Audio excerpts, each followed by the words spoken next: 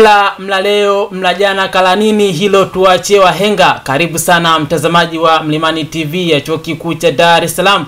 Ikiwa ni Mlimani leo asubuhi, kipengele cha pili cha Jahara sehemu ya pili, ambapo hapa tunazungumza michezo. Na kwa siku ya leo utakuwa na Mikasi Mgahu, lakini sitakuwa peke yangu, nitakuwa na mchambuzi wa masuala ya kabumbu Lila Urasa. Na mada ya leo tutazungumzia kuhusiana na michuano ya CAF Confederation Cup pamoja na CAF Champions League, hapa tukizungumzia hatua ya robo finali. Bwana Lila. Naam. Vipi bwana? Asante sana. Karibu sana katika studio za Mlimani. Nashukuru sana bwana Gahu. Ndio. Tunazungumzia michuano ya CAF ambao ni timu moja sasa hivi inawakilisha ukanda wote wa Afrika Mashariki na Kati, kwa maana ya Simba. Ndio. Na katika hatua hii ya robo finali, Simba anaenda kukutana na Al Masry ya nchini Misri. Na katika michezo ambao wamekutana hama bwana, ni kwamba hamna aliyepata ushindi. Mechi ya kwanza Simba alitoka sare ya 2-2, lakini alivyoenda ugenini katoka bila. Mchezo huu kwa maana ya kwamba alitoka sare michezo hiyo, je, inaleta taswira gani katika mchezo huu unaofuata? Ukitazama katika kipindi kile ni tofauti kabisa na level ya ushindani wa sasa ya Simba na Al Masry yenyewe. Ukiangalia kwa sasa, kipindi kile Simba aliingia kama underdog zaidi kutokana na muendelezo wake katika CAF haukuwa ni bora kipindi hicho. Ndio kwanza walikuwa wanaanza katika progression yao hii ya miaka takriban 6 ambao umeitawala soka la Afrika. Kwa maana hiyo Simba wakati ule ndio ilikuwa inaanza katika stage ya kwanza. Nafikiri ndio ilikuwa mashindano yake ya kwanza wakati ule kufika robo finali baada ya miaka mingi sana kupita kutoka miaka 90 huko. Simba wakati ule walipopata sare 2-2 hapa Benjamin Mkapa, tunakumbuka mechi hiyo ilikuwa na intensity kubwa matukio mengi. Ndio. Lakini baadaye waliweza kukaza na kupata suluhu kule Benin na kuwapa faida Al Masry kwa bao la ugenini wakati huo. Lakini kutazama kwa sasa mechi ni tofauti. Unajua Simba wameshaweka hofu miongoni mwa klabu ambazo zinashiriki kombe la shirikisho, kombe la Afrika, Champions League. Ni miongoni mwa timu ambayo ni tishio zaidi kwa ukanda huu wa Afrika katika chini ya jangwa la Sahara, ambapo ni klabu mbili ambazo katika renki za CAF zipo juu, ambao ni Simba pamoja na Mamelodi Sundowns. Ukitazama renki zao hazijaja bahati mbaya, ni muendelezo wa kile ambacho wanakifanya kila msimu katika michuano ya Champions League, tofauti na Al Masry ambayo imekuwa ikisuasua, ingia kutoka. Kwa hiyo ukienda katika nani wanampa nafasi zaidi, unaweza kusema Simba kulingana na nini na muendelezo wake. Lakini ukija ukitazama ugumu wa mchezo wenyewe unakuja pale ambapo Simba anakwenda ugenini Misri, na tunaelewa hali ambayo anaipataga Simba mara nyingi akienda nchi za kaskazini katika ukanda ule Simba huwa ana struggle mno kupata matokeo. Nafikiri hivi karibuni alipata ushindi dhidi ya Sfaxien ikawa ndio story kubwa, lakini kule huwa mara nyingi sana Simba ana struggle na kupata matokeo ambayo sio mazuri sana. Mara ya mwisho pale Misri, kama na kumbukumbu vizuri, alipata sare. Ndio. Alipoteza dhidi ya Al Ahly. Yes, alipoteza mabao mawili. Yeah. Lakini kwa kipigo kikubwa pia alishawahi kupata pale mabao 5, tunakumbuka dhidi ya Al Ahly. Hii ni mechi nyingine, lakini tukireflect na upande huo wa Simba kwenda ugenini, ni mara nyingi Simba ameenda nchi hizo za kaskazini na amekutana na timu tofauti, kwa maana amekutana na hali mbalimbali nje ya uwanja, ndani ya uwanja, na timu tofauti. Kutokana na mchezo huu sasa wanakoelekea, pengine kimazingira, labda hali ya hewa, hizo intensity za mashabiki, pengine kwa upande wa Simba haitakuwa na athari kwa upande wao, kwa sababu ukiangalia kwa mujibu wa kikosi chao ni kama kuna mabadiliko, ambao wachezaji sio wale ambao tunasema wenye uzoefu ambao walikuwa kipindi hicho cha Simba kile cha miaka 5 ambao wanasafiri.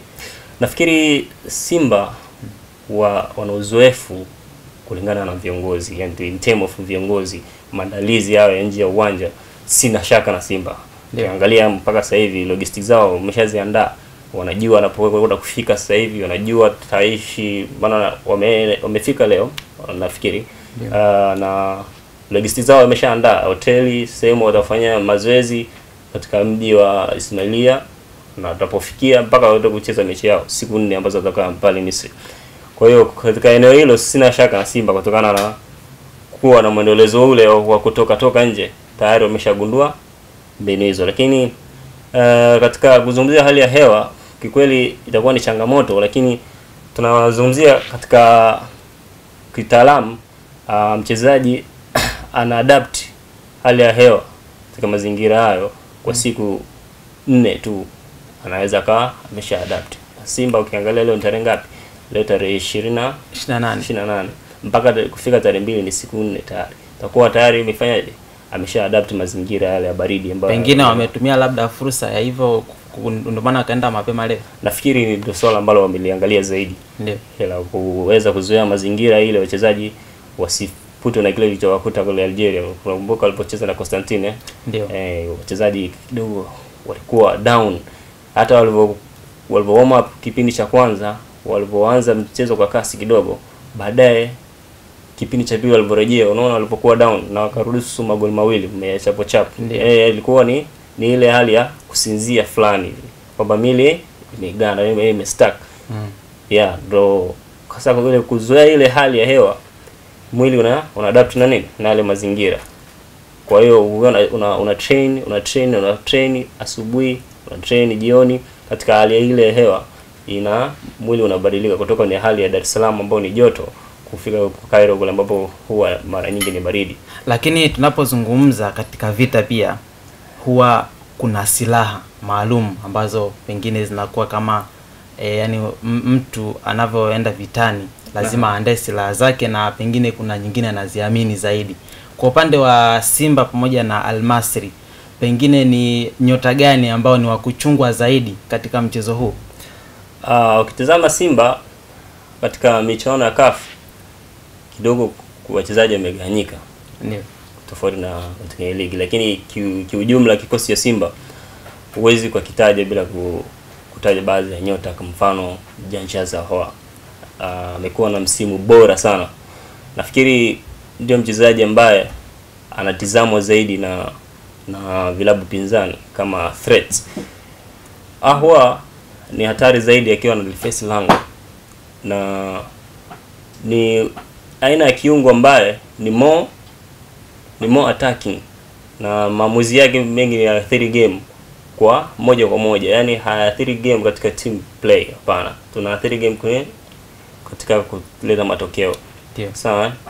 Ni result oriented, na ndio maana anapata sana kashikashi za kwamba yeye na watangulizi yake ambao ni Kratos Chama na Generali Bwalia, ndio na Mixon, kuna vitu ambavyo havionyeshi, lakini yule ni more threat kwa sababu ni result oriented. Sawa, yani ni ile kwamba hawavumi lakini wamo. Yani ukimwangalia usoni unasema huyu mtu ni wa kawaida, lakini uwanjani anakuonyesha kitu cha tofauti. Yani yule ukimwangalia uwanjani akiwa anacheza anaweza sikuvutie sana jinsi anavyocheza. Ndio. Hana zile dribbling zile za style, labda amegeuka amepiga turnover siji umeona vitu kama hivyo hana, lakini then akiliface goal, then ukampa set play, ni dakika 2 tu anakuadhibu. Kulingana na hizo situation sasa, pengine prediction kwa upande wa mchezo huo, ni nani tunampa nafasi kubwa zaidi katika mchezo huo? Nafikiri Simba wanaweza kawa na nafasi katika kutazama ukubwa kikosi chao na namna mwendelezo wao ulivyoanza kwenye group stage mpaka wamekusanya alama 13 kwenye top of the league ya table ya Confederation. Lakini kuna baadhi ya vitu ambavyo wanaweza kukutana navyo kama surprise.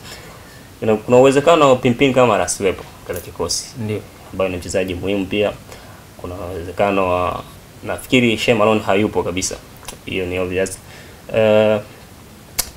Simba namna wanavyocheza tunajua kabisa fullback wao wote wata overlap kwenda juu, huwa wote wanaishi mazingira ya juu ya halfway line, kwa hiyo wanakuwa sana overhype. Sawa, lakini viungo wao wawili wale ambapo tunazungumzia Fabrice Ngoma na Yusuf Kagoma ndio wanahusika katika kuzuia zile transition na au counter attack.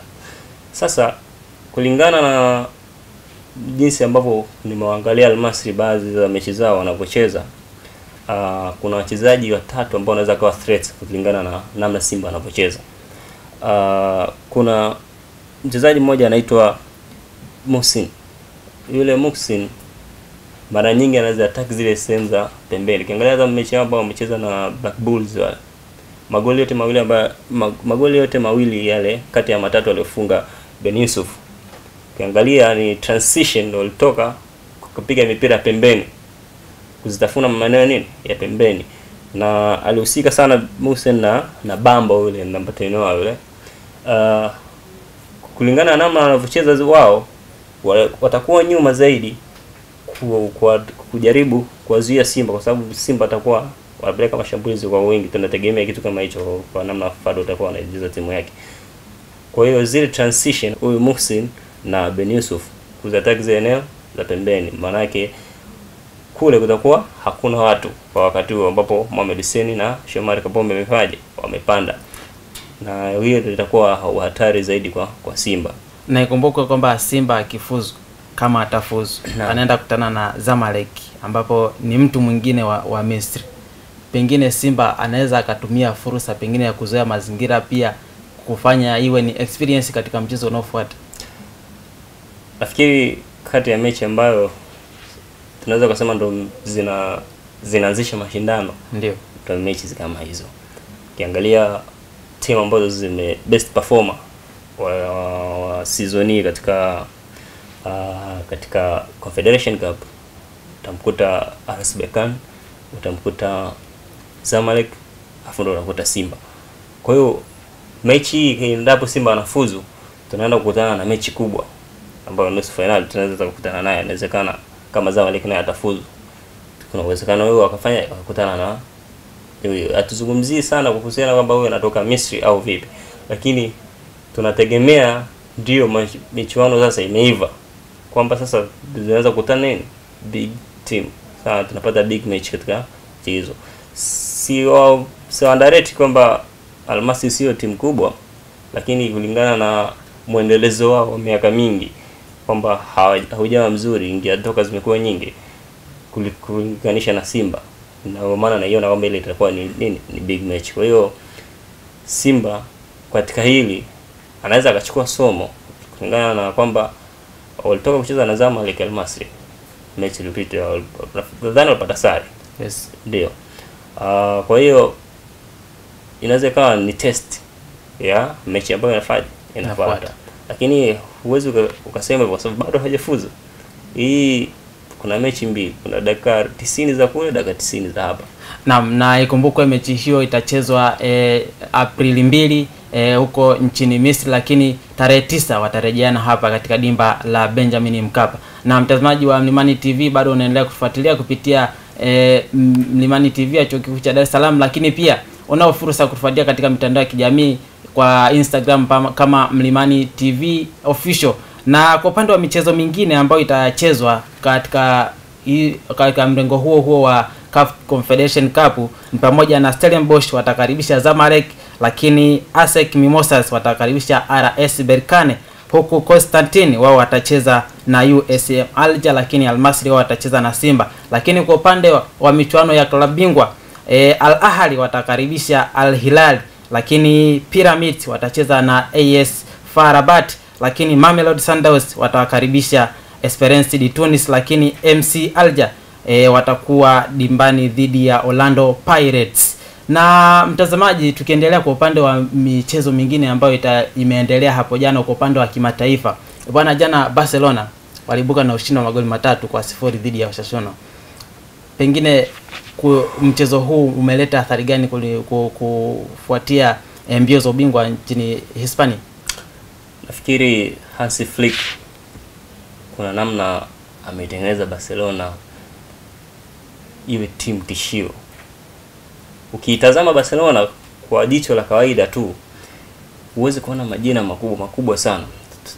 The rest utaona kuna Robert Lewandowski pale, labda ndio amejitengenezea majina makubwa duniani. Ndiyo. Lakini Hansi Flick alichotengeneza katika ile timu, maana tulisema hii timu imetengenezwa na Xavi, huo ndio ukweli, ambapo wengi wanaweza kawa wanasifia ambacho anakifanya Hansi Flick, lakini huwezi ukakiondoa alichofanya Xavi. Xavi alitengeneza hawa vijana, ndio aliwapandisha Pedri, vijana wa La Masia. ya kuna Yamal ndio, kuna Pedri, Gavi, Balde, au unaona pana Victor, wote walipanda nini kipindi cha Xavi Hernandez. Rafinha alimleta nani? Xavi Hernandez. Lakini kitu ambacho alikuwa anakosea Xavi, na hisi ndio hicho ambacho amekuja kukifanya Hansi Flick katika timu ya Barcelona. Yona Barcelona imekuwa hatari namna hii. Xavi msimu ule ambao alichukua ubingwa, sio kwamba unaona alipokuwa na kikosi kizuri, walishinda, nafikiri walishinda mataji mawili msimu ule.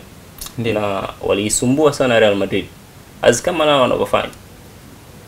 Kitu ambacho alikuja kukosea Xavi ni pale ambapo walipoanza kutaka kurudisha ile heshima ya Barcelona kwa lazima, kwa kuanza kwa treat wachezaji. Umeona?